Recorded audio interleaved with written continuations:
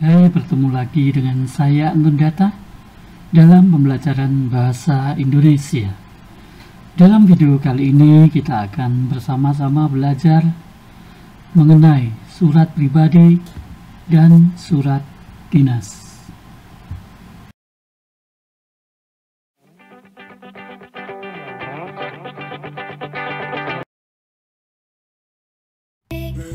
Kalian tentu tidak asing lagi dengan surat. Iya, paling tidak kalian pernah melihat, seandainya memang belum pernah menulis. Apa itu surat? Surat merupakan bentuk komunikasi tertulis untuk menyampaikan informasi atau pernyataan dari satu pihak kepada pihak lain, baik selaku pribadi atau kelembagaan. Dengan demikian, surat mempunyai beberapa fungsi. Nah, apakah itu fungsi surat? Surat memiliki fungsi sebagai berikut. Yang pertama, sebagai dokumen tertulis. Kedua, sebagai alat pengingat untuk objek yang sudah terlupakan. Ketiga, sebagai bukti historis untuk suatu penyelidikan, keadaan, orang, organisasi, dan lain-lain. Dan yang keempat, sebagai barang jaminan.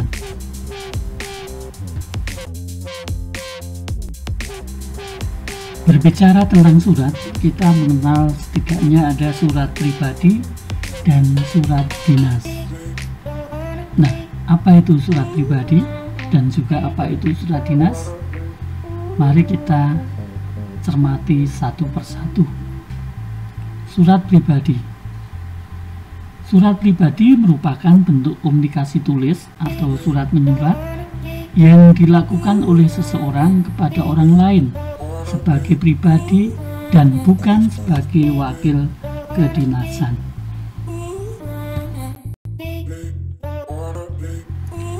Surat pribadi memiliki beberapa ciri, yaitu A.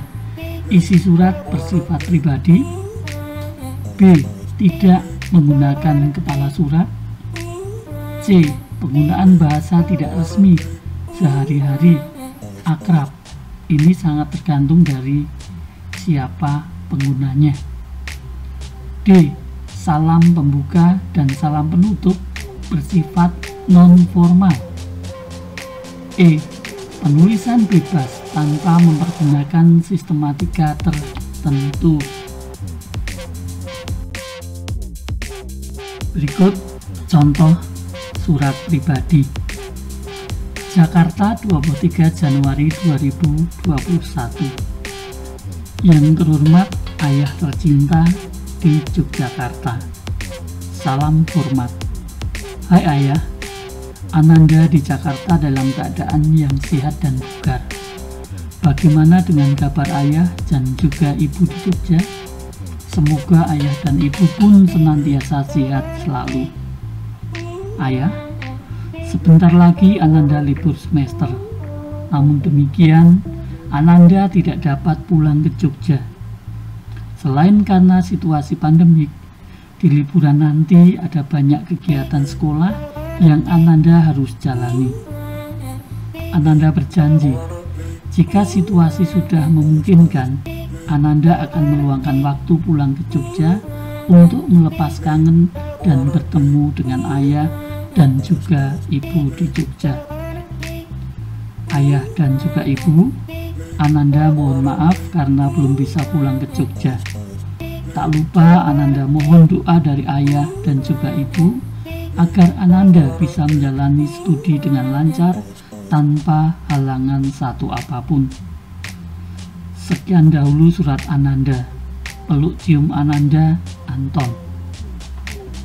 Nah, jika kita cermati surat pribadi tersebut, maka kita bisa menemukan beberapa informasi surat, yaitu A.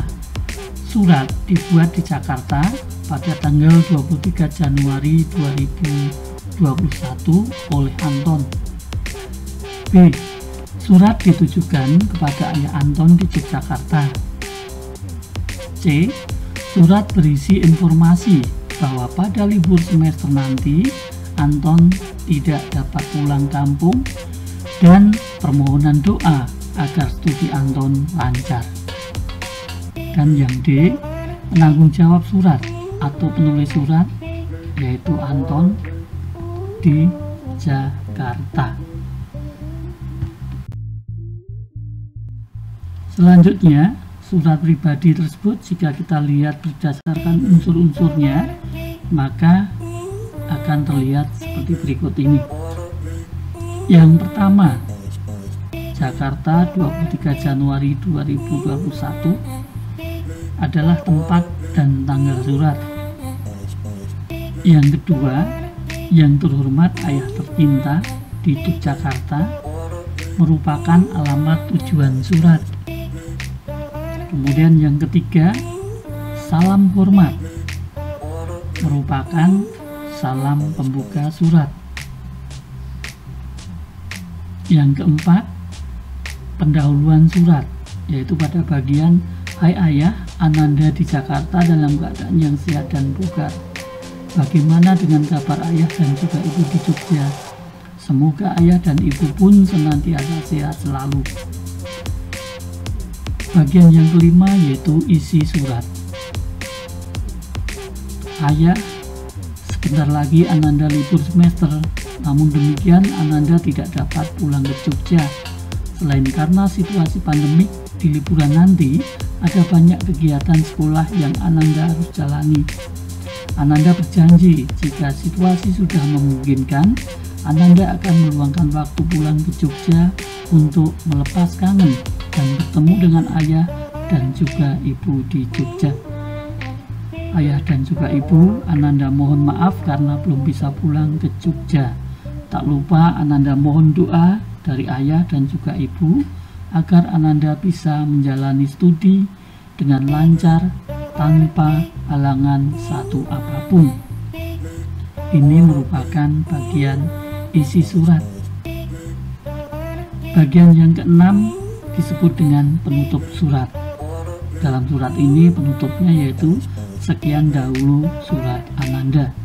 Ini menandakan bahwa surat sudah selesai. Dan bagian ketujuh, salam penutup. Salam penutup dalam surat ini yaitu "Peluk cium Ananda". Dan yang kedelapan adalah identitas pembuat surat, yaitu Anton.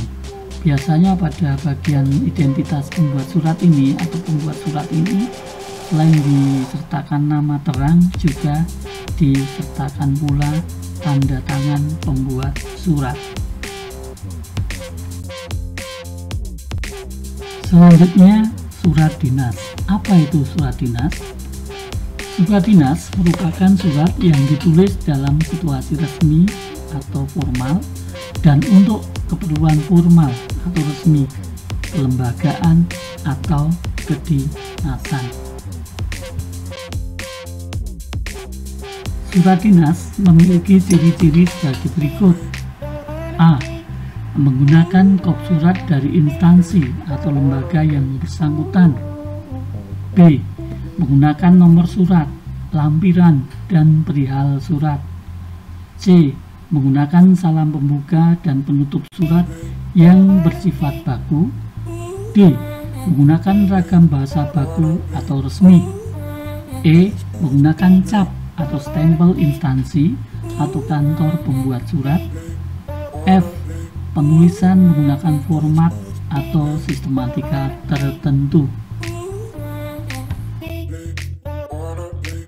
Surat dinas memiliki beberapa jenis.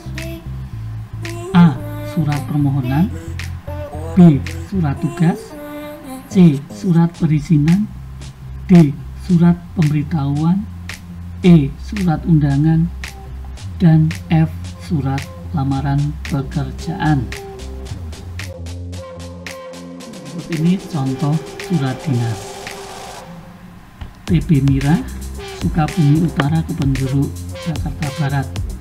telepon 021 009 0854, fax 021 009 0854. 25 Januari 2021.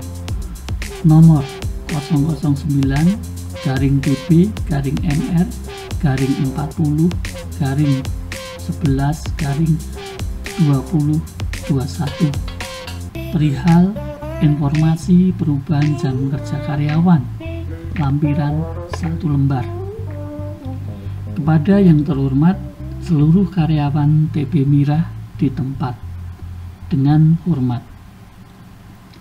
Dalam rangka meningkatkan kinerja karyawan, dengan ini diberitahukan kepada seluruh karyawan TB Mirah tentang pengaturan jam kerja baru yang akan mulai diberlakukan pada tanggal 1 Februari 2021. Untuk itu, kepada seluruh karyawan TB Mirah diharap mencermati perubahan jadwal tersebut agar tidak terjadi kekeliruan dalam melakukan shift kerja. Informasi lengkap terkait perubahan jadwal tersebut terlampir. Demikian surat pemberitahuan ini kami sampaikan. Atas perhatian dan kerjasama dari seluruh karyawan, kami ucapkan terima kasih.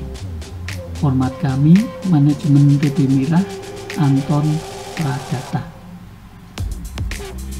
Jika kita cermati surat dinas tersebut, terdapat beberapa informasi, yaitu A. Surat dibuat di Jakarta tanggal 25 Januari 2021 oleh TB Mirah. B. Surat ditujukan kepada seluruh karyawan TB Mirah. C. Surat berisi informasi perubahan jam kerja karyawan. D. Penanggung jawab surat atau pembuat surat Anton Pradata selaku Manajemen TB Mirah. Nah, jika kita cermati berdasarkan unsur-unsur suratnya, maka dalam surat dinas akan terdapat unsur-unsur sebagai berikut. Yang pertama, kepala surat. Nah, kepala surat ini memuat nama instansi atau lembaga yang menerbitkan surat disertai dengan alamat lembaga tersebut. Yang kedua, tanggal surat menunjuk waktu pembuatan surat. Kemudian yang ketiga adalah nomor, perihal, dan lampiran. Nomor menyebut pada urutan keberapa surat tersebut dibuat, perihal terkait dengan isi surat, dan lampiran adalah berapa berkas yang ikut disertakan dalam surat tersebut. Kemudian alamat tujuan surat memuat kepada siapa surat itu ditujukan dan di mana. Salam pembuka surat, karena ini merupakan surat resmi. Salam yang umum adalah dengan hormat. Kemudian pada bagian yang keenam, yaitu yang disebut dengan pembuka surat. Dalam rangka meningkatkan kinerja karyawan, dengan ini diberitahukan pada seluruh karyawan TB Mirah tentang pengaturan jam kerja baru yang akan mulai diberlakukan pada tanggal 1 Februari 2021. Ini pembuka surat. Kemudian isi surat. Untuk itu, kepada seluruh karyawan TB Mirah diharap mencermati perubahan jadwal tersebut agar tidak terjadi kekeliruan dalam melakukan shift kerja. Informasi lengkap terkait perubahan jadwal tersebut terlampir. Dan bagian ke-8, penutup surat. Demikian surat pemberitahuan ini kami sampaikan. Atas perhatian dan kerjasama dari seluruh karyawan, kami ucapkan terima kasih. Bagian ke-9, salam penutup surat. Hormat kami. Lalu bagian ke-10 adalah identitas pembuat surat atau penanggung jawab surat. Di sini memuat jabatan dan nama terang, dan biasanya juga harus disertakan tanda tangan. Nah, adik-adik, sekian dulu untuk pembahasan tentang surat pribadi dan surat dinas.